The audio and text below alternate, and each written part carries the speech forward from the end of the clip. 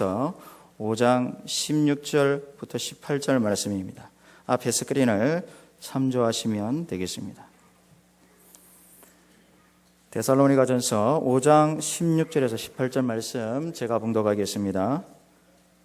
항상 기뻐하라, 쉬지 말고 기도하라, 범사에 감사하라. 이것이 그리스도 예수 안에서 너희를 향하신 하나님의 뜻이니라.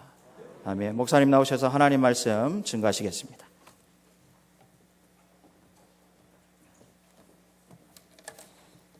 한 주간도 기쁨으로 생활하셨습니까?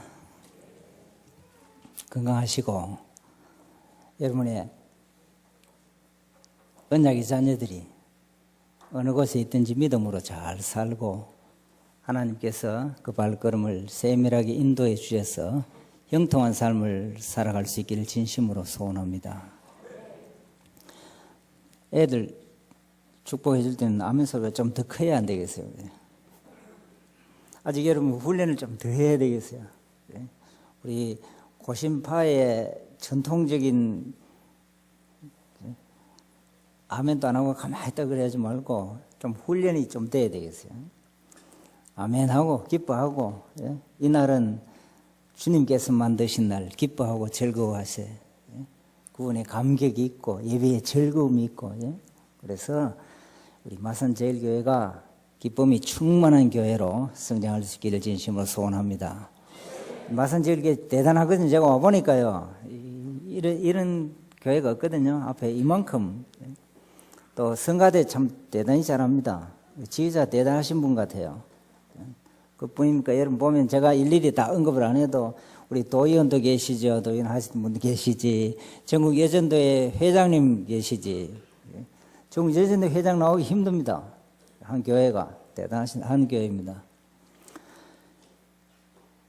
항상 자부심을 가지고 어깨를 펴고 마산에서 우리 참 좋은 교인이다 자랑할 수 있는 그런 교회로 성장할 수 있기를 진심으로 소원합니다. 오늘 추수감사주일입니다. 우리가 추수감사주일을 지키는 이 가을은 둘러보면 오곡백화가 물에 익는 참 결실의 계절이고 수확의 계절입니다. 그래서 우리의 마음도 참 풍요로워집니다. 다른 어떤 때보다도요. 먹을 것도 많은 것 같고 참 좋아요. 그럼 이 가을에 우리의 신앙 생활도 결실을 맺는 그런 계절이 되어야 되지 않겠냐. 특히 추수감사절을 지키면서. 그래서 오늘 말씀의 제목을 결실을 맺는 명령이라는 그런 제목으로 말씀을 전하면서 함께 은혜를 나누고자 합니다. 오늘 우리 본문 16절에서부터 18절의 이 말씀, 항상 기뻐하라, 쉬지 말고 기도하라, 범사에 감사하라. 이 말씀은 우리가 참 잘 알고 있는 그런 말씀이고 우리가 참 좋아하는 그런 말씀입니다. 성도들 가운데도 이 말씀 아주 좋아하는 그런 성도들이 있을 거예요. 이 말씀은 명령형으로 되어 있습니다. 명령이라고 하는 것은 주님의 명령이라는 말이에요. 계명과 같은 명령, 계명이에요. 그런 정도의 명령형으로 되어 있습니다. 그런데 우리가 조금 더 생각해 보면은 과연 이런 것들이 명령이 될 수 있는가 하는 그런 생각을 해볼 수 있습니다. 그냥 감사하라는 것도 아니고 항상 감사하라, 항상 기뻐하라, 그냥 기도하라는 것도 아니고 쉬지 말고 기도하라, 범사에 감사하라. 이것이 어떻게 명령이 될 수 있는가 하는 그런 생각을 해볼 수 있습니다. 혹시라도 항상 기뻐하라는 그런 명령 대신에 기쁠 때는 좀 기뻐해봐라, 표현 좀 해봐라. 또 감사의 거리가 있는 사람은 감사해봐라. 기도에 제목이 있는 사람, 그런 사람들은 꼭 기도해라. 새벽기도 가서 꼭 기도해봐라. 그대로 응답해 주실 것이다. 이런 정도로 하면은 좀 그래도 우리가 지킬만 하다 이렇게 생각을 할 수 있을 것인데, 이 말씀이 항상 기뻐하라, 쉬지 말고 기도하라, 범사에 감사하라 이렇게 하니까 어떻게 이 명령을 지킬 수 있냐 한 이런 생각을 해볼 수가 있습니다. 저에게 6살 된 손자가 있어요. 미국 애틀란타에 있는데 제가 이 말씀이 좋아서 내가 가르쳐 보려고, 자스틴, 항상 기뻐하라, 쉬지 말고 기도하라, 범사에 감사하라, 이렇게 하니까 조그마한 게 저보고 하는 말이, 할아버지 항상 기뻐 못해, 딱 이러더라고요. 조그마한 게 반말 딱 하면서, 그 장로님께서 손자 할아버지는 항상 반말하는 겁니다, 이래 합디다마는 반말 딱 하면서 항상 기뻐 못해, 그래요. 그래서 제가 생각에 이 조그마한 게 아직 인생도 제대로 살아보지도 못한 게 뭐 그렇게 감사하지 못할, 기뻐하지 못할 게 있어갖고 항상 기뻐 못해, 어떤 때는 슬프다 이 말이겠죠. 그런 이야기를 하냐, 그런 생각을 한 적이 있습니다. 여러분, 기도에 대한 명령도 마찬가지라고 할 수 있고, 또 감사도 마찬가지일 거예요. 어떻게 감사하라 한다고 감사할 수 있느냐는 것이에요.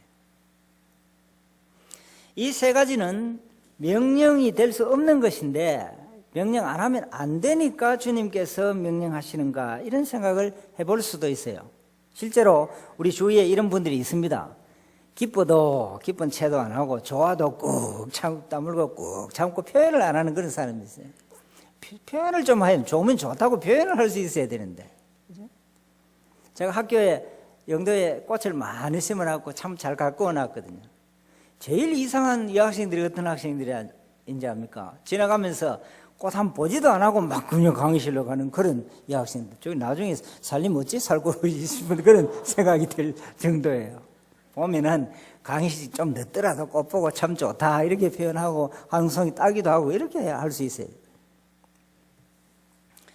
제가 몇 년 전에 식당에서 식사를 하고 있는데, 앞에 어떤 부부가 이제 식사를 이렇게 다정하게 식사를 부부가 하고 있더라고요. 근데 여자분이 참 이렇게 삭삭하고 친절해요. 그래서 이 상치에 들깻잎에 이 갈비 얹어갖고 마늘 넣고 이래갖고 남편이 이거 사갖고 남편 입에 넣어주려고 이래 하니까요. 그 남편이 하는 이야기가, 그거 놔둬라, 이래요. 그거 놔라. 그래서 다른 사람들이 보더니만 안 보니까 그냥 가서 입에 집어넣더라고요. 그러니까 이 여자분이 하는 이야기가, 사줄 때 좀 먹어보소. 경상 사람이 그런 걸 잘 못해요. 경상 사람은 항상 집에, 집에 출근했다 집에 오면 애들은, 아들 어디 갔냐, 애들은 밥 먹었나, 불 꺼라, 자자. 그것이 할 수 있는, 표현할 수 있는 전체다 하니까 아마 이런 사람들을 향해서 이런 명령을 할 수도 있지 않겠냐, 그렇게 생각을 해볼 수도 있습니다. 그러나 설령 그렇다 하더라도 우리가 자진해서 하지 아니하고 명령에 따라서 기뻐하고 명령에 따라서 감사하고 명령에 따라서 기도한다고 한다면은 어떻게 그것이 진정한 기쁨과 진정한 기도, 그리고 진정한 감사가 될 수 있느냐, 그렇게 생각할 수가 있어요. 이런 문제들을 염두에 두면서 어떻게 하면은 이 세 가지 명령이 이 수학의 계절에 우리에게 결실을 맺는, 열매를 맺는 그런 명령이 될 수 있겠는가, 그런 문제를 생각하면서 은혜를 나누고자 합니다. 또 왜 이 세 가지를 동시에 이렇게 연결시키고 있느냐 하는 거예요. 예를 들면은 항상 기뻐하라, 봉사에 힘쓰라. 부엌에 들어가서 봉사 좀 하라 이거죠. 그러면 기쁘니까, 봉사하면 기쁘니까 항상 기뻐하라, 부엌에 들어가서 봉사 좀 해라, 언제나 사랑하라. 기독교는 사랑의 종교니까 사랑하면은 기쁨이 있으니까 이렇게 명령하지 아니하고 구태여 항상 기뻐하라, 쉬지 말고 기도하라, 범사에 감사하라, 이렇게 세 가지 명령을 연결시키고 있느냐 하는 것이에요. 이 내용을 우리가 잘 이해하기 위해서는, 이 본문의 말씀을 잘 이해하기 위해서는 사도 바울이 왜 데살로니가 교인들에게 항상 기뻐하라고 하는지, 그리고 기뻐하라는 그 명령의 구체적인 의미가 무엇인지를 살펴보아야 할 필요가 있습니다. 오늘 본문 배경이 되는 12절부터 14절까지의 그 말씀을 우리가 읽어보면은, 자료화면 한번 띄워보실까요? 특히 14절에 또 형제들아, 너희를 권면하노니 게으른 자들을 권계하며 마음이 약한 자들을 격려하고 힘이 없는 자들을 붙들어주며. 이 데살로니가 교회에 세 부류의 성도들이 있었다는 말이에요. 어떤 부류입니까? 첫째는 게으른 자들을 권계하고 하며 하는 말씀을 보니까 게으른 자들이 있었어요. 이 데살로니가 교회에 게으른 자들이라고 하는 것은 한마디로 게을러 빠져갖고 일을 안 하는 그런 사람들이 아니에요. 바울은 다른 곳에서 어떤 표현을 하느냐, 규모 없이 생활하는 사람들이라 그렇게 표현을 하고 있어요. 여러분, 성도들이 규모 없이 생활한다고 하는 것은 신앙이 없어서가 아니라 신앙이 너무 좋아서 규모 없는 생활을 한다는 말이에요. 우리 신앙이 참 좋아야 돼요. 그러나 신앙과 함께 말이 통하고, 신앙이 있으면 신앙 있는 사람들하고 말이 통하고 상식이 통하고 인격을 갖춘 사람이 되어야 하는 것입니다. 신앙은 너무 좋지만 상식과 인격이 뒷받침되지 아니하면 참 골치 아픈 사람이 될 수 있는 것이에요. 데살로니가 교회에 이런 사람들이 있었다는 말입니다. 이들은 예수님이 곧 재림한다 그렇게 생각하던 재림 중심주의자들이었습니다. 신앙이 너무 좋아서 주님께서 내일 당장에 곧 재림하실 줄 그렇게 생각하면서 일상생활을 형편없이 하는 그러한 사람들이었습니다. 여러분, 우리는 세상 속에 살면서 세상을 통해서 우리의 믿음을 나타내야 하는 사람들이에요. 그래서 신앙이 좋은 사람들은 자기 일터에서도 성실하게 일하는 모범을 보여줄 수 있어야 그 사람이 진정으로 신앙생활을 잘하는 사람이에요. 우리 복음병원에 어떤 일이 있었는가 하면요, 기도하고 성경 읽고 이런 걸 많이 교목실에서 강조해 놓으니까 안내하는 데스크에서 성경 내놓고 계속 성경 읽고 있는 그런 직원이 있었어요. 여러분, 그때는 성경 안 읽는 것이 신앙 좋은 거예요. 성경 데스크에서 안내 데스크에 성경 펴놓으면 안 되겠죠. 접어두고 안내를 성실하게 잘해. 왜? 내가 주님을 사랑하기 때문에 환자들을 사랑하고 안내하는 그런 생활을 규모 있게 해야 된다는 말이에요. 그런데 주님의 재림을 참 기다리고 사모하면서 찬송하고 이렇게 하면서 생활은 규모 없이 일하지 아니하고 집집마다 돌아다니면서 어떤 얘기했냐, 주님 재림하시니까 우리 재림 대비해야 되지 않냐, 이렇게 하면 시간 가면은 식사 때가 되면 어떻게 하면 그 집에서 밥 얻어먹고 이렇게 돌아다니는 그런 부류의 사람들이 있었다. 소위 말하면 신앙 좋은, 잘못된 의미의 신앙이 좋은 사람들이 있었다는 말입니다. 그래서 바울이 이들에게 뭐라고 이야기합니까? 일하기 싫거든 먹지도 말라. 다시 말하면 그 집에서 절대로 성도들이 대접하지 말아라. 그렇게 이야기를 하고 있는 거예요. 자, 두 번째 부류의 사람들은 마음이 약한 자들입니다. 이 마음이 약한 자들을 격려하고, 이 마음이 약한 사람들은 환난을 겁내는 사람들이에요. 주님께서 재림하실 때에 많은 환난이 닥쳐온다는 사실을 알고 있었던 사람들입니다. 또 실제로 그리스도인들이 그 당시에 많은 환난을 당하고 있었으니까요. 그래서 다가올 환난에 대해서 겁을 내고 주님의 재림을 믿고 고대하기는 하는데 마음이 약해서 겁을 많이 내고 있는 그런 마음이 약한 그런 사람들이 있었습니다. 그 다음 세 번째 부류의 사람들은 어떤 사람들이냐? 힘이 없는 자들이 있었어요. 힘이 없는 자들을 붙들어주며 힘이 없는 자들이 있었다. 이 힘이 없는 사람들이라고 하는 사람들은 데살로니가 교회에 어떤 사람이냐, 불신자와 똑같은 그런 초신자들이었다는 말입니다. 그래서 교회에 나오긴 하는데 믿는다고는 하지만 아직 세상살이를 끊어버리지 못하고 아직 교회에 나오는 그런 이제 사람들이었어요. 이런 세 부류의 사람들이 데살로니가 교회에 있었다는 말입니다. 자, 그런데 문제가 무엇인가 하면은 이 세 종류의 사람들이 교회 안에서 생활하면서, 신앙생활하면서 서로 사이가 좋지 않았다는 말입니다. 그래서 본문 12절부터 13절에 보면은 평신도들에게 성도들에게 부탁하면서 바울이 어떤 이야기를 합니까? 너희를 다스리며 구원하는 자들, 오늘 같으면 중직자들이죠. 목사님 중직자들이죠. 그런 다스리며 구원하는 가르치는 자들을 너희가 세 부류의 사람들이 다 알고 그들의 역사로 말미암아서 사랑 안에서 귀하게 여기고 그들을 귀하게 여기라는 말이에요. 지도자들을 귀하게 여기고 존중하고 그 다음 너희들끼리는 어떻게 하냐? 서로 화목하라. 그런 부탁을 하고 있는 것입니다. 데살로니가 교인들이 세 파로 나뉘어져서 서로 갈라져서 화목하지 않으니까 너희들을 가르치는 지도자들의 수고를 좀 알아라는 것입니다. 얼마나 수고하는지. 그리고 사랑 안에서 사랑으로 그들을 존귀하게 여기고 귀하게 여기고 너희들끼리는 좀 화목하라. 이런 부탁을 하고 있는 것입니다.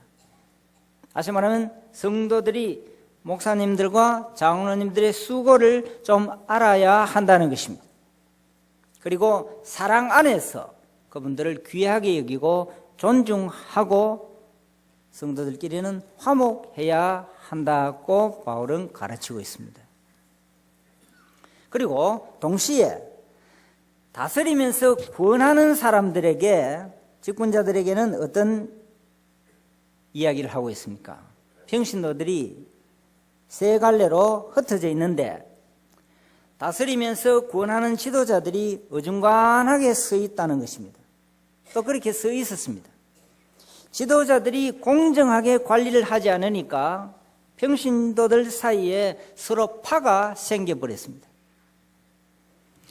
지도자들이 교인들을 대하는데 어떤 사람 말은 고지고식대로 그대로 믿어주고 어떤 사람들에게는 관심도 가지지 아니하고 불공평하게 대하게 되니까 데살로니가 교인들 사이에 분파가 생기고 그런 분파가 생기게 되어지니까 교인들에게 기쁨이 없어져 버렸다는 것입니다.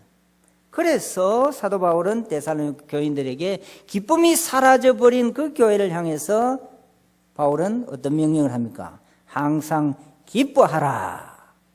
그런 명령을 내리고 있는 것입니다.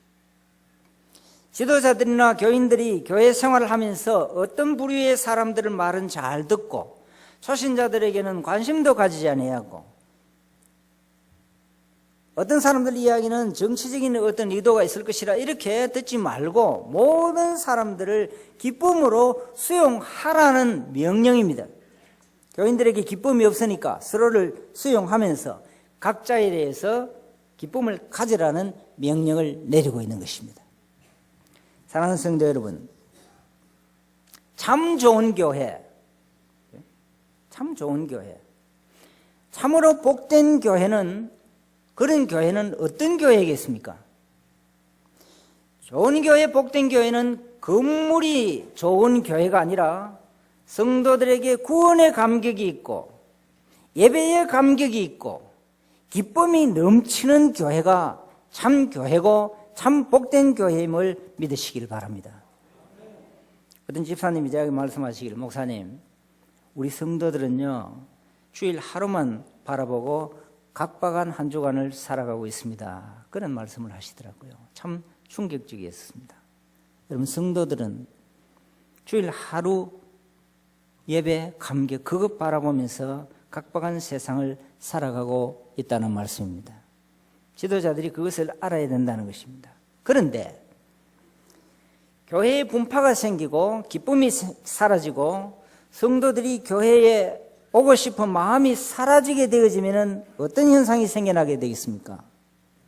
오래 다녔으니까 어쩔 수 없이 나오기는 하지만 예배의 감격도 없고 성도 간의 교제의 기쁨도 없으니까 자연스럽게 다른 교회를 기웃거리게 되고 다른 교회를 부러워하게 되는 것입니다. 불행한 일인 것입니다. 가장 화목해야 하고 가장 사랑이 넘쳐나야 할 교회 공동체에, 신앙 공동체에, 사랑의 공동체에 다툼과 분쟁이 있고 여러분 긴장이 오랫동안 지속되어지게 되면은 특히 지도자들 사이에 싸움이 있고 갈등이 지속되면은 어떤 문제가 생깁니까? 성도들이 풀이 죽는 것입니다. 성도들이 힘이 빠지는 것입니다. 기쁨이 사라지게 되는 것입니다. 여러분, 저는 기도합니다. 정말 내 기도 제목도 많지만 간절히 기도하고 있습니다. 우리 마산제일교회가 예배에 감격이 있고 성도들이 풀이 죽지 아니하고 부모들이 자녀들 보기에도 교회 생활하는데 부끄럽지 않게 자랑스럽게 어깨를 펼 수 있고 성도들에게 기쁨이 넘쳐나는 교회로 거듭날 수 있기를 진심으로 소망합니다. 그렇게 기도합니다. 여러분들이 그렇게 기도해야만 하는 것입니다. 하나님께서 그 기도를 들어 응답해 주실 것입니다. 왜냐하면 교회를 위한 그러한 기도이기 때문에 하나님께서 반드시 들어 응답해 주시는 것입니다. 자, 그러나 다시 한 번 더 생각을 해봅시다. 데살로니가 교회 안에 세 부류의 사람들이 있는데 우리가 이들의 관점이 어떠하든지 간에 이들의 태도가 어떠하든지 간에 또는 그들의 생활이 어떠하든지 간에 이들을 받아들이고 기뻐한다는 것이 사실상 불가능한 일이 아니냐는 것입니다. 어떻게 그들을 받아줄 수 있느냐는 거예요. 그래서 바울은 14절에 게으른 자들은 권계하고 게으른 자들은 신앙이 좀 잘못되어 있는 사람들은 지도자들이 가르쳐주고 그리고 마음이 약한 사람들, 초신자들은 참 격려해주고 그리고 좀 힘이 없는 그런 사람들, 정말 세상살이를 끊지 못한 그런 사람들은 좀 붙들어 주라는 것입니다. 정죄하지 말라는 것입니다. 여러분, 초신자들 아직 세상살이를 끊지 못하고 지금 들어와 있는데 당장의 높은 수준을 요구하면 그 사람들이 어떻게 생활하겠습니까? 정죄해버리면. 우리 기독교는 교회는요, 문턱이 너무 높아서는 안 된다는 거예요. 오랜만에 총동원 전도주의를 한다고 남편, 불신자 남편, 당신 교회 한번 보소. 내 오늘 하루만 좀 말 들어줘서 이래가고 데려왔는데 그냥 저 사람 술 먹는 사람이다 이렇게 해보면 어떻게 하겠어요? 그때는 부인이 어떻게 해야 되겠습니까? 당신 오늘 진짜 교회에 나와서 내가 너무 기분 좋아요. 오늘 당신 교회에 나왔으니까 내가 따뜻한 정종 되어갖고 내가 한 잔 대접해 줄게요. 이래서 집에 가서 탁상 차려갖고 정종 한 잔 따라주고 먹고 다음 주에 이거 한 잔 줄 테니까 다음 주에 또 한번 나와서 그게 바로 그러다 보면은 나와서 교회에 나오면은 술을 끊구나 이렇게 해서 자연스럽게 끊게 되어지는데 처음부터 그냥 정죄해버리면은 여러분, 교회는 사랑의 공동체가 되어야 돼요. 정죄보다는 판단보다는 사랑이 앞서야 된다는 거예요. 그래서 그런 자들을 붙들어 주라는 것입니다. 위로해주고 격려해주라는 것입니다. 그러면서 모든 사람을 대해서 오래 참으라. 바울이 오래 참으라. 그렇게 권고하고 있습니다. 바울은 지도자들이 모든 성도들에 대해서 권면하고 격려해주고 붙들어주고 특히 오래 참으라고 말하고 있습니다. 여러분, 이것이 지도자들이 해야 할 일입니다. 성도들을 권면하고 격려해주고 약한 자들을 붙들어주고 또 오래 참으라는 것입니다. 주의 몸된 교회에서는 타락한 인간의 고약한 성질 부리지 말고 오직 교회의 유익을 위해서 관용하고 오래 참으라는 것입니다. 여러분, 경상도 사람들이 뭐가 있냐? 뿔뚝질하는 거 압니까? 뿔뚝질. 뿔뚝성질. 북 하고 올라오는 거예요. 조금만 참으면 될 일을 그 고약한 성질 못 참아가 버럭 화부터 내는 그런 사람들 되어서는 안 된다는 거예요. 그런 분들이 마음이 나빠서 그런 건 아니에요. 참 알고 보면 참 착한 성질을 가진 분들인데 실수했어. 그렇게 손해보는 사람들이 참 많이 있어요. 우리 학교도 보면요, 우리 교수, 신학 교수 중에도 그런 사람들이 있어요. 그래서 나중에 어떻게 하냐, 내가 지나고 보니까 조금 내가 참았으면, 그때 조금만 참았으면 되는데, 이렇게 후회를 하고, 그런 교수들도 있어요. 여러분, 주의 몸된 교회는 그렇게 해서는 안 된다는 것입니다. 교회의 머리 되신 분이 예수 그리스도시기 때문에 그렇습니다. 그분 앞에 모든 것을 내려놓을 수 있어야 된다는 거예요. 그래서 바울은 13절에 모든 사람들을 대할 때 항상 선을 따르라. 여러분, 가장 최선이 무엇입니까? 가장 좋은 최선은요, 교회의 유익, 성도들의 유익을 구하는 것이 가장 최선이라는 것입니다. 그것이 선이라는 것이에요. 교회의 유익을 위하는 것이 선이라는 것입니다. 자기 고집이나 명예보다도 언제나 교회의 유익, 성도들의 유익, 성도들을 세워주는 것이 가장 최선이라는 것이에요. 자, 그런데 데살로니가 교인들이 이렇게 되기 위해서, 이렇게 살아가기 위해서 반드시 필요한 것이 있다고 바울은 보았던 것입니다. 그것이 바로 무엇입니까? 그것이 바로 기도라는 것입니다. 그래서 바울은 이 데살로니가 교회를 향해서, 기쁨이 없는 교회를 향해서 항상 기뻐하라. 그런데 항상 기뻐하기 위해서는 무엇이 있어야 되느냐? 기도가 있어야 되기 때문에 바울은 쉬지 말고 기도하라, 그렇게 명령을 하고 있는 것입니다. 쉬지 말고 기도하라는 명령을 지켜야 교인들을 그들의 형편에 맞게 기도할 수 있어야 관심을 갖게 되어지는 거죠. 그래야만 그들을 형편에 맞게 권면하고 위로해주고 붙들어 줄 수 있기 때문에 그렇습니다. 여러분, 기도가 없이 어떻게 그 사람을 영적으로 붙들어 줄 수 있다는 말입니까? 같이 넘어지게 되어지는데, 목회자와 장로님들이 성도들을 위해서 기도해야 하는 이유가 바로 여기에 있는 것입니다. 성도들 가정을 신방해 보면요, 모두가 한결같이 나름대로의 고통과 어려운 문제들을 다 안고 살아가고 있습니다. 이런 상황들을 목사님들은 잘 모를 때가 있어요. 너무 자기 생활에 갇혀 있기 때문에 그래요. 모든 양떼들이 나름대로의 상처와 눈물을 안고 해결해야 할 문제들을 다 안고 이 험한 세상을 살아가고 있다는 것입니다. 신앙생활도 마찬가지입니다. 그래서 바울은 교회 지도자들이 모든 성도들을 위해서 기도하라고 명령하고 있는 것입니다. 교회 지도자들이 성도들의 신앙적인 성숙과 하나님, 우리 교회 성도들이 신앙적으로 잘 성숙할 수 있도록 하나님 은혜를 베풀어 주시옵소서. 이들의 생업이 잘 될 수 있도록 하나님 은혜를 베풀어 주시옵소서. 이렇게 기도하라고 명령하고 있는 것입니다. 데살로니가 교회인들이 약해서, 그들이 참 부족해서 이런저런 부류의 사람들이 많이 있지만 그 사람들을 위해서 진정으로 기도할 수 있다고 한다면은 좀 속이 상해도 기쁨으로 그 사람을 수용할 수 있다는 것입니다. 여러분, 모든 교인들을 기쁨으로 수용해야 하는데, 그렇게 하자면은 기쁨으로 수용하기 위해서는 뭐가 있었느냐? 기도가 앞서야 된다는 것입니다. 저는 우리 마산제일교회가 앞으로 담임 목사님을 청명할 때에 성도들의 형편에 맞게 권면하고 위로해주고 약한 자들을 붙들어 세워주기 위해서 기도에 최선을 다하는 그런 목회자를 청명할 수 있기를 진심으로 소망합니다. 여러분, 목회자를 빨리 모시고자 하는 조급함을 갖기보다는 준비도 없이 그런 훌륭한 목회자를 초빙하려고 서둘기보다는 모든 성도들이 기도로 준비할 수 있어야 한다는 것입니다. 기도의 준비가 없이 그런 분 모실 수 있겠습니까?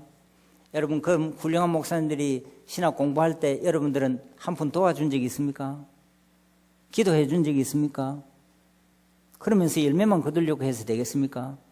대신에 여러분, 기도할 수 있어야 되겠습니까? 하나님, 우리가 그렇게 부족하게 했어도 우리 교회의 성도들을 생각해서 성도들 진심으로 사랑하고 위하고 기도할 수 있는 그런 목사님을 보내주시옵소서. 이런 기도가 여러분들에게 있어야 한다는 것입니다.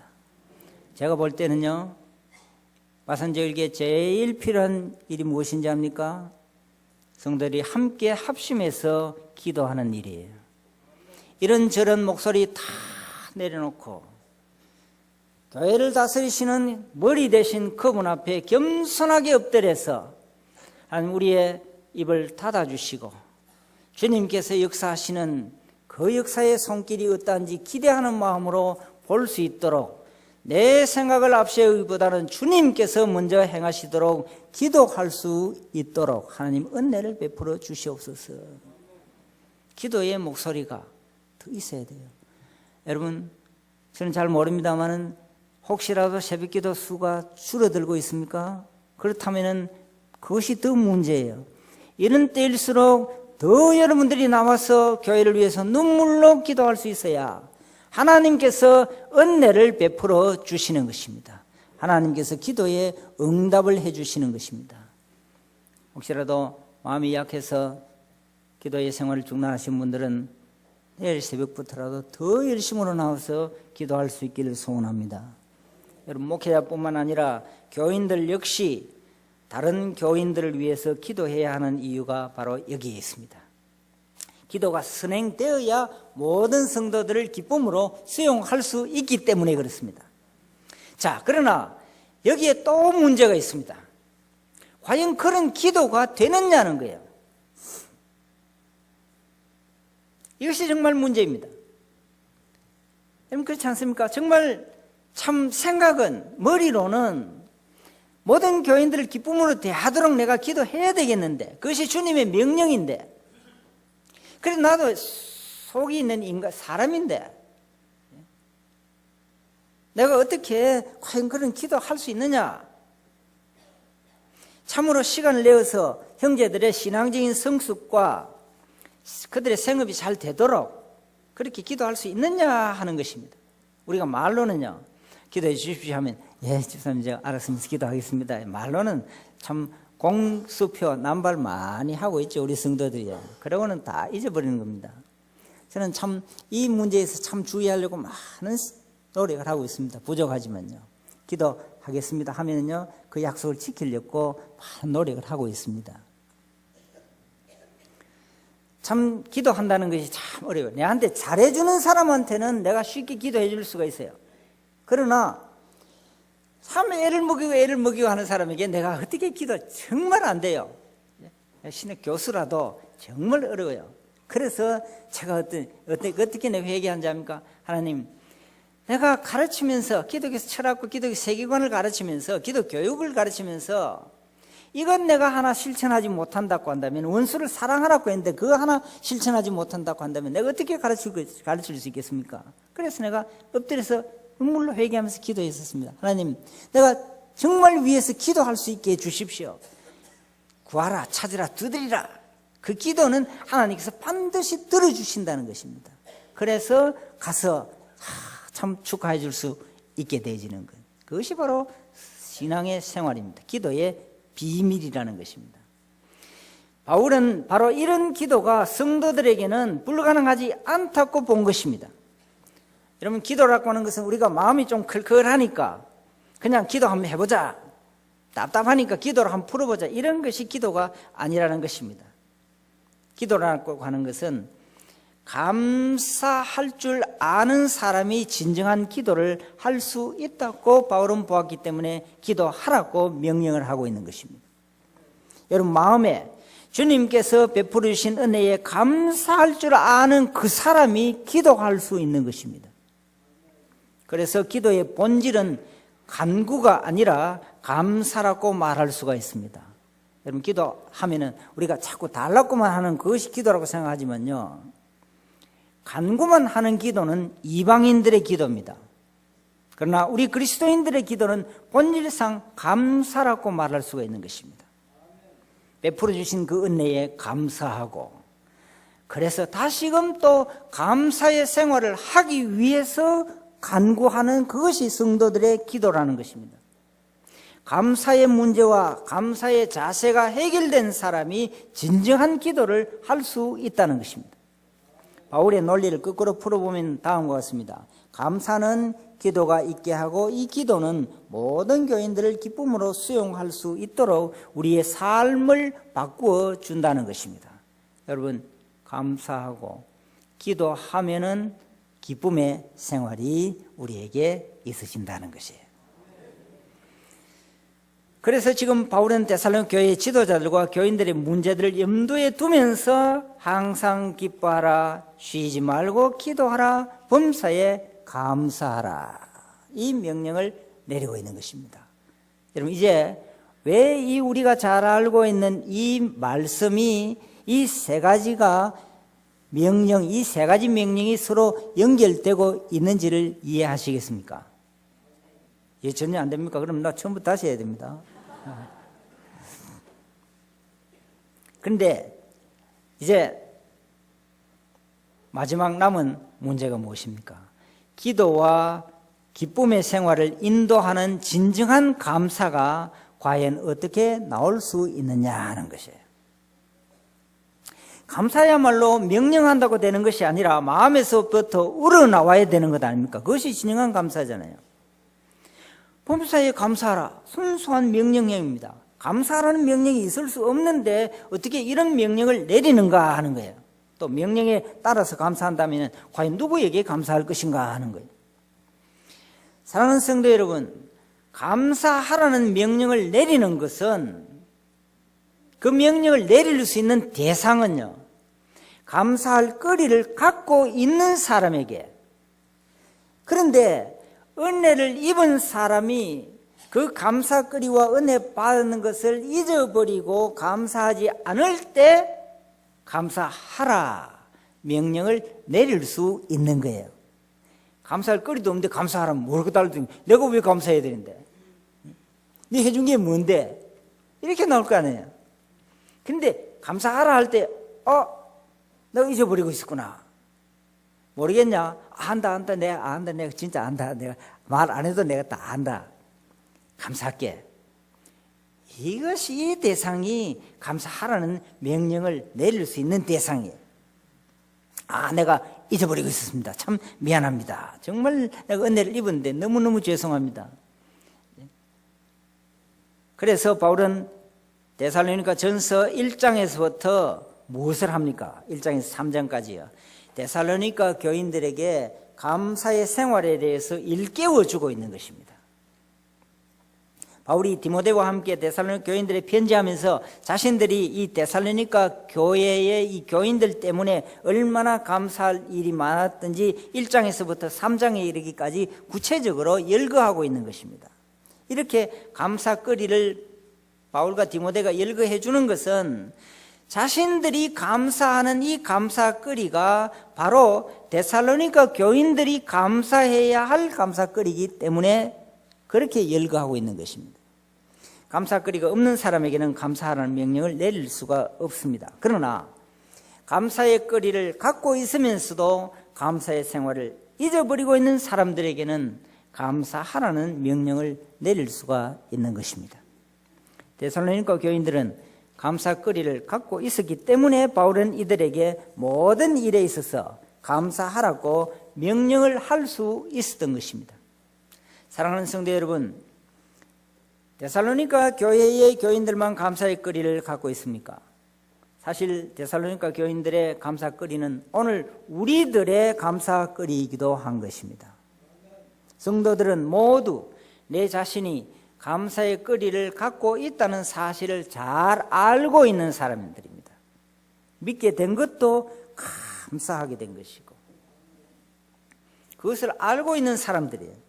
우리 성도들의 가장 본질적인 감사거리는 주님이 나를 위해서 돌아가시고 십자가에 못 박혀 죽으시고 나를 구속해 주셨다는 그 사실, 참 온갖 어려움들을 통해서 나 하나 구원해 주시기 위해서 하나님께서 이렇게 인도해 주셨구나, 세밀하게 내 발걸음을 인도해 주셨구나, 그래서 하나님 나라를 유업으로 이어받도록 해 주셨구나,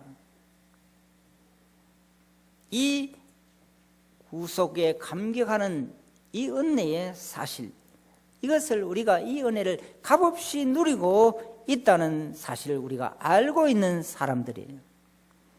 성도들은 모두 이 놀라운 감사의 이야기를 가슴에 간직하면서 살아가는 사람들입니다. 그러나 우리가 약해서 이 놀라운 은혜를 잊어버리고 감사하지 못할 때가 많이 있는 것입니다.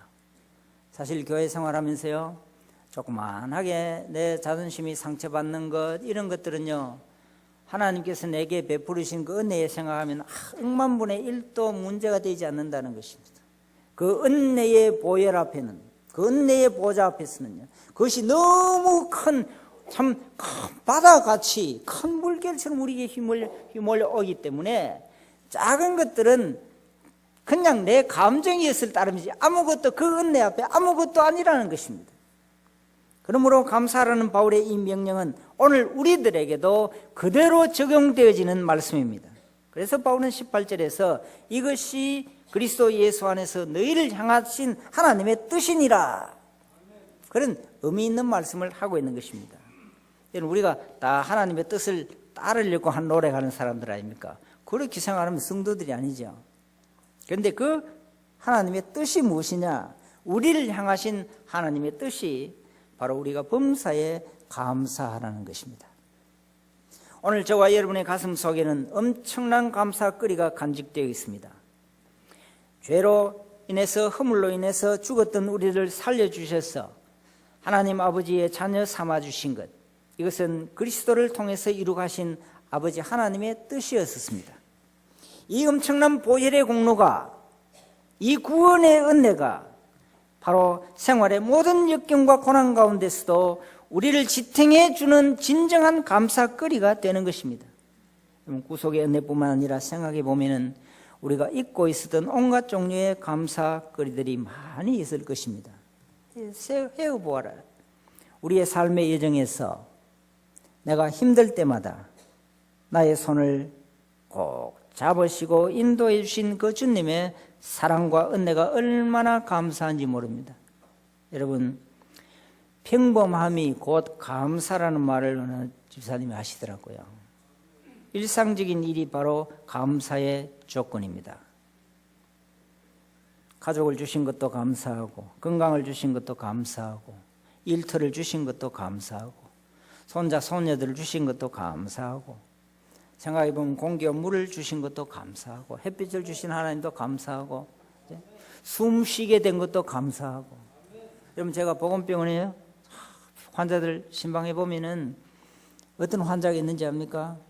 총장님, 내 소원 다른 거 소원 없고요, 물 냉수 한 잔 마음껏 마실 수 있었으면요, 그 이상 내가 바랄 것이 없습니다. 이런 환자도 있어요. 물 한 모금 못 마시니까.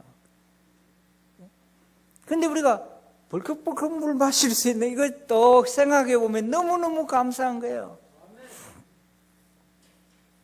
진짜 웃은 이야기 하나 할 거예요.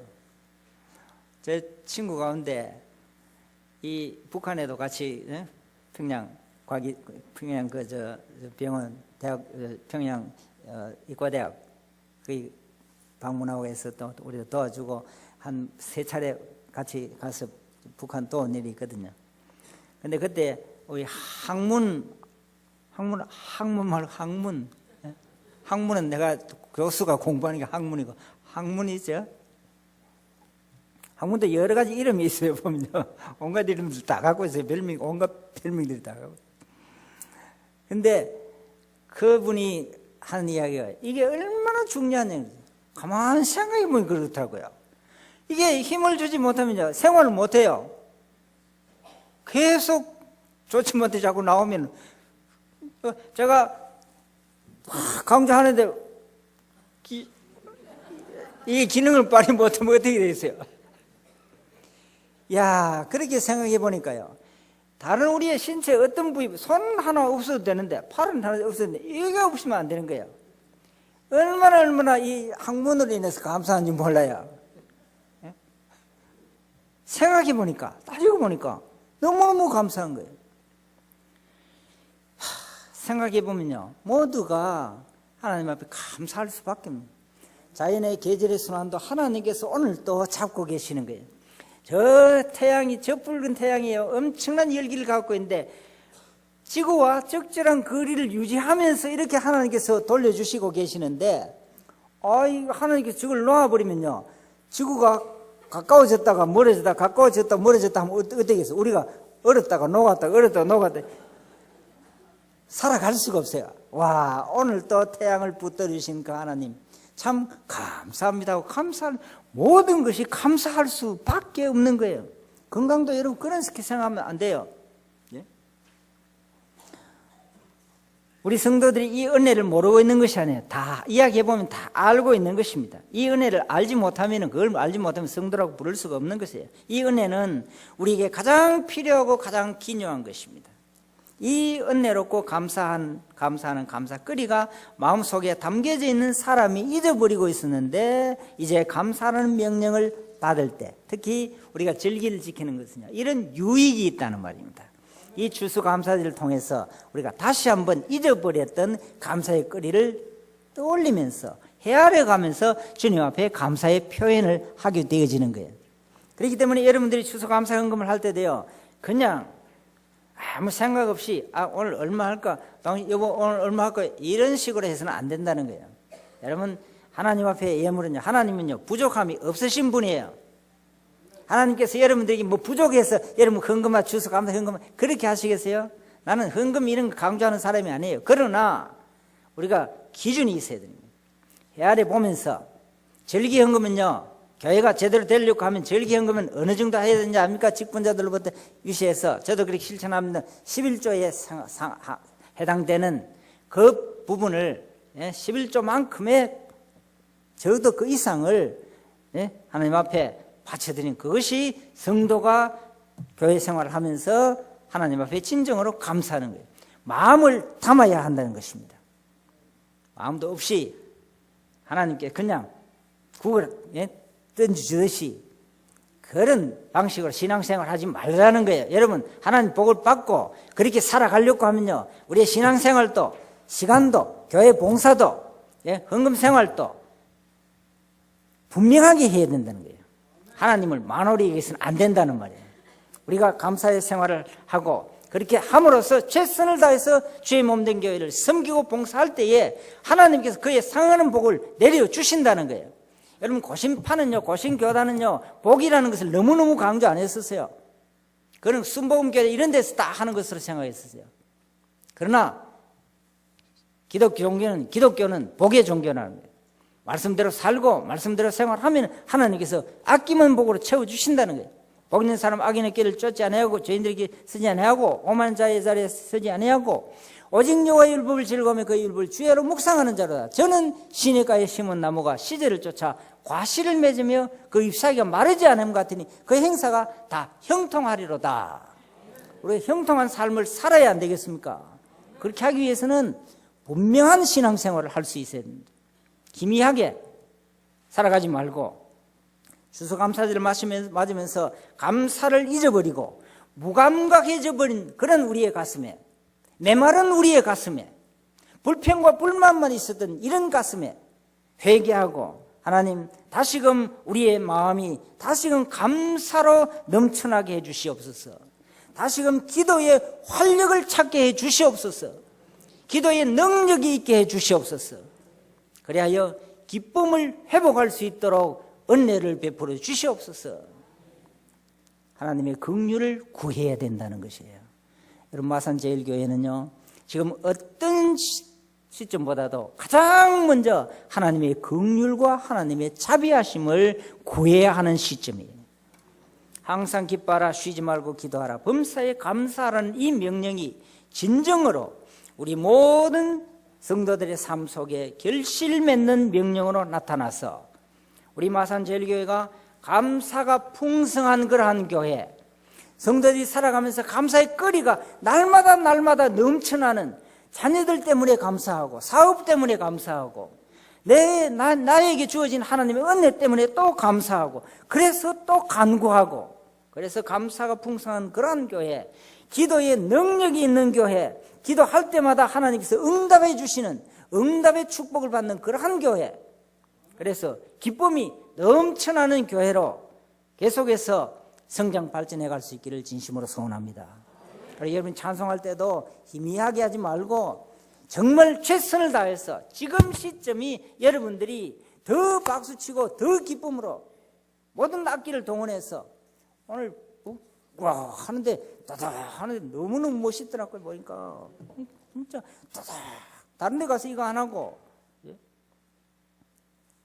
주의 몸된 교회에서 참 성호를 찬양하면서 다다 하는 것이 얼마나 하나님 기뻐하시겠느냐는 거예요. 모든 악기를 통해서 하나님 기뻐하시는 그래서 찬송할 때도 기쁨이 넘쳐나고 기도할 때도 기도의 소리가 하늘을 찌르는 것 같고 하나님 보좌에 상달되고 그래서 여러분들이 다시금 활력을 회복하고 기쁨을 회복할 수 있는 그런 교회로 성장할 수 있기를 진심으로 소원합니다.